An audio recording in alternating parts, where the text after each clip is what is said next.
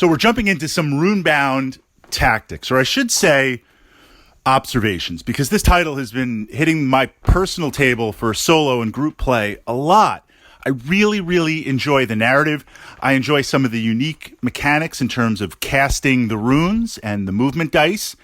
And it has a really good backstory for the various quests and adventures. I've pushed aspects up to my channel here on YouTube, focusing a little bit more on that if you want to go into more detail under the board gaming playlist. But in this vlog, I want to answer the question or put out there the powerful magic items in the game and preparing yourself for the end run against the various bosses. Now, for all of the missions, there's this idea of a timer. You have X number of turns, and as the timer advances, so in a sense, it's a time management tactic. As the timer advances, story cards play out. They give this illusion, and they do a very good job of it, of the machinations of the boss monster, whether it's Necromancer Vorakesh or Margrath the Dragon Lord, the Spider Queen. Stuff is going on in the background. Stuff is going on in the realm. It helps the narrative. And then at the end of the timer track, the boss appears, and you have to fight the boss for winner take all. So I really enjoy the fact that you just can't farm and level up and optimize. You need to make turn-by-turn decisions of where to go, what to fight, what quests to do, what items to acquire to position yourself for hopefully just good enough to fight the boss. So I'm aware that we're under a timer. The second aspect, the narrative, that works really well, that I enjoy, and it's a tactic that's very interesting. Combat in the game has these circular runes with various attributes on them: damage, blocks, doubles, invoke, activate special abilities. And you literally cast these runes on the table, and the boss monsters and other monsters cast the runes, and you resolve combat that way. It's a very, very unique mechanic. The way you add runes, or you add tokens or pogs, whatever we want to call them, is through the acquisition of magic items. And this is what the game does so well. On a side note, beyond other fantasy board games out there, when you go to a city to shop, there's a market deck, and the various magic items, weapons, armor, special items. When you buy them for gold, you actually get a new pog. You get a new rune with the item on it, and it has two sides that invoke different powers. So it's kind of like deck building, but rune building. And it really makes you feel like you've got a magic item because it has the picture on it, and you add it to your hand and you can utilize it. A lot of fun. Some of these items are very, very powerful. Now, if you've been listening to my channel, you know I'm about like the big guns, and I like superpower, and I like massive, massive glory on the tabletop. So the last game that I was playing, I spent 9 gold on a magic axe. This magic axe was super beast mode with the damage it did and the powers it had. For reference, 9 gold is a lot. You kill a monster, you get on average 2 to 3 gold.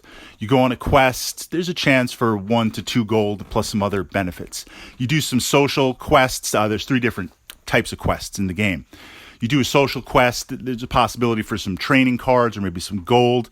So on average, you crunch the numbers, 2 gold, maybe 3 gold, an action turn. So to get to that amount of gold, that takes a couple of real-time turns. Remember, we don't have time to just burn and run around the realm. That's taking vital time from that time track. So I buy this axe, I'm God mode, but I realize now I've spent the entire first act of the game essentially getting this axe, being able to utilize it towards the end of the first act, and now I'm trying to acquire some more gold. I'd like to buy maybe some armor, buy something else, build up my runes. The Spider Queen appears, and I say to myself, okay, I feel pretty good. I feel pretty powerful. I'm feeling pretty powerful. So let's just go fight the Spider Queen. Mistake number 1 right there, because I still had, at this point, probably 5 or 6 more turns before it reached the real end. And if I didn't fight her, she would win the game, right? The timer would run out. So right away, you're like, Fritz, just poor resource management. I admit that, but I'm framing this backstory so you can see, we can begin to ask the question. So I'm feeling God mode. I'm like, I'm going to do it. I'm just going to go up there and do it. Spider Queen hits me like first round. Okay, it was a good cast of runes. I give it that. I'm not going to complain to the dice gods, but I am a little bit. It was like 6 unblockable damage right away. Well, I've got 10 health, and I don't have any armor. But I have this axe. Bam! I hit it with the axe, do a lot of damage, get hit next turn, again, die, because I'm 6 damage. I have no healing mechanisms yet, and I only have 10 life. So I'm out. I'm done. I'm dead. And what I began to think of is, and those of you who play deck builders, you're like, Fritz, this is deck building 101, right? But the game is very seductive because in true Fantasy Flight creation, it looks great. It's a lot of fun. There's tokens. You're acquiring magic items. You're questing the realm. It is so easy to get lost in the narrative versus some games that just like you just strip out the narrative for the mechanics. What I'm thinking is, if it's a race type game, if it's a timer type game, I ask the question, and I guess it depends on the items, is the allure of some of these items worth it? Am I better just getting multiple different pogs of a lower or mid level that instead of doing 4 damage, maybe do 1 damage, or do 1 damage and a miss? There's a sword, does 1 damage or a miss. But it's 2 gold. You start the game with 1 or 2 gold. So building up more pogs, getting the chance for more activations, getting the chance for more stuff to cast out might be better than one winner takes all, spent half the game getting this magic item. I mean, it feels legendary. It looks legendary. When it lines up and you activate it, it is legendary.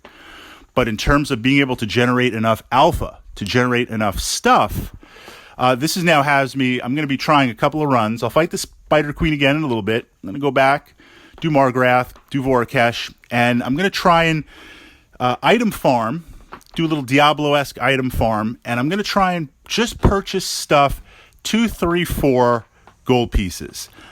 Essentially the gold that I can earn to buy something in 2 turns. So this means every 2 turns, potentially buying an item or something, maybe some goods to trade. There's also trading in the game. You can go to the city. If there's no good items, I'll go to one city, get some goods, go to another city, sell it, do the market deck. But try to assemble not just wasted items. Try to assemble 5, 6, 7 items and build up the alpha that way, as opposed to a winner-take-all alpha. Because the winner-take-all alpha, it is very winner-take-all. It either does a lot of damage or not so much damage, and I need other stuff to possibly mitigate that.